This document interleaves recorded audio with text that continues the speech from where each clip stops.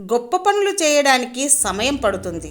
ఆ సమయంలో ఏకాగ్రత కోల్పోకుండా విమర్శలను ఎదుర్కోవడంలోనే విజయ రహస్యం దాగి ఉంది.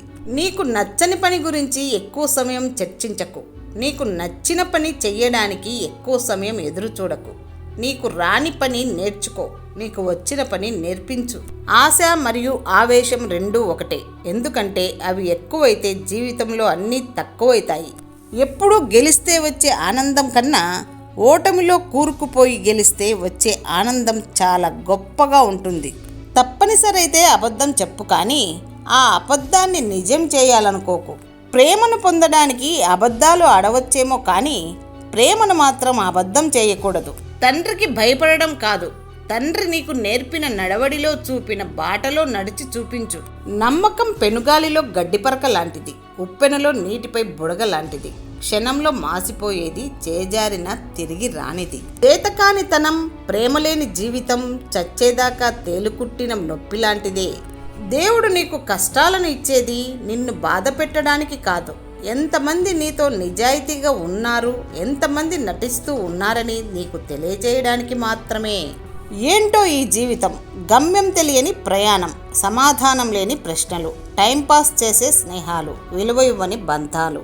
సముద్రాన్ని చూసి ఎంత పెద్దదో అనుకుంటాము, నదిని చూసి ఎంత చిన్నదో అనుకుంటాము. పెద్ద సముద్రంలో నీరు తాగలేం, చిన్న నదిలో నీరు తాగగలం. చిన్నవారిని చూసి చిన్న చూపు చూడవద్దు, వారిలోని గొప్ప మనస్సు గుర్తించు. మన చేతుల్లో లేని పరిస్థితులు మనల్ని పూర్తిగా ఒక ఆట ఆడుకుంటాయి. నీకు గెలవాలన్న తపన తగ్గినట్లయితే నువ్వు ఓటమికి దగ్గరైనట్లే.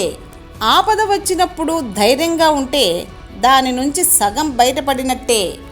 నువ్వు బాధలో ఉన్నప్పుడు నవ్వితే బాధ్యత లేదు అంటారు, పోనీ ఏడిస్తే బ్రతకడం తెలియదు అంటారు. గడియారాన్ని చూసి మనం చాలా నేర్చుకోవాలి, ఎందుకంటే ఎప్పుడూ ఎవరి కోసం మారదు కాబట్టి.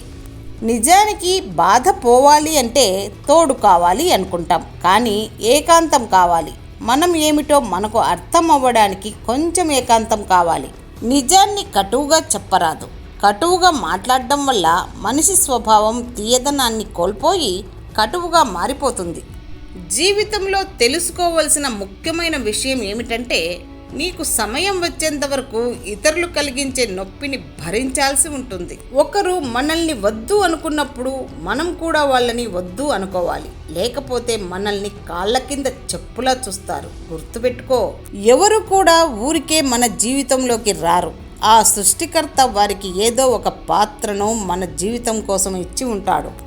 ఎప్పుడూ ఇతరుల తప్పులను అన్వేషించే వ్యక్తి అందమైన పుష్పాల పరిమళాలను వదిలి పుండు మీద వాలే ఈగలాంటివాడు. మనస్తత్వం కలిసిన వారిని వదులుకోకూడదు, మానవత్వం తెలియని వారిని కలుపుకోకూడదు. సమయం వచ్చినప్పుడు ఎంత పెద్ద నావ అయినా మునిగిపోవాల్సిందే. మనం చేసిన మేలును మరణం కూడా చెరపలేదు, మనకు వచ్చే చావును ఎంత సంపద ఉన్నా ఆపలేదు.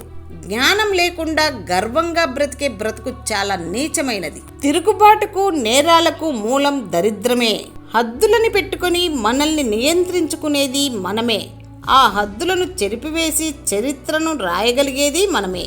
ఇష్టం అనేది వయస్సుతో, అందంతో సంబంధం ఉండదు. అది మనసులో కలిగే ఒక భావన. ఎదగడం ప్రతి యువకుడికి ఇష్టమే. ఎదగడని విమర్శిస్తే ఆ మనసుకి ఎంత కష్టమో అది నువ్వు అయితే గానీ తెలియదు. మనిషి దూరమైనప్పుడు వచ్చే బాధ కంటే ఆ మనిషి మనల్ని కావాలని దూరం పెడుతున్నప్పుడు వచ్చే బాధ చాలా ఎక్కువ. పరాయి స్త్రీతో సంబంధం వలన మగాడికి ఆయుర్దానం, కీర్తి, పుణ్యం నశిస్తాయి.